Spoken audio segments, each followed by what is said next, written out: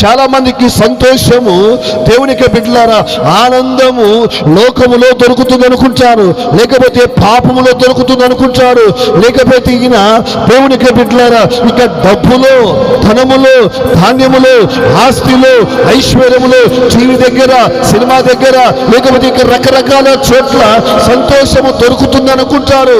ఆ సంతోషము కేవలము టెంపరవరీ. ఆ సంతోషము కేవలము అది తాత్కాలికమైన సంతోషం. అయితే దేవుడిచ్చే సంతోషము ఎలాగ ఉంటుందంటే అది సంపూర్ణమైన సంతోషము. హల్లెలూయా! అది సంపూర్ణమైన సంతోషం. ఆ సంతోషం మనకి ఎక్కడ దొరుకుతుందంటే యేసుక్రీస్తు ప్రభుల వారి పాదాల దగ్గర దొరుకుతుంది.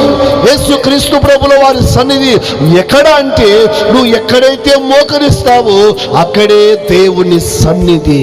హల్లెలూయా! అవును, సంతోషము ఎక్కడ అంటే దేవునికి బిడ్డలారా వెళ్తా ఉంటారు. అక్కడ దొరుకుతుంది సంతోషం, ఇక్కడ దొరుకుతుంది సంతోషం, ఆ ప్రాంతంలో దొరుకుతుంది సంతోషం, ఈ ప్రాంతంలో దొరుకుతుంది సంతోషం, లేకపోతే ఈయన ఆ పట్టణములో, ఆ దేశములో అక్కడ దొరుకుతుందని వెళుతూ ఉంటారు. ఎక్కడ సంతోషం ఉండదు.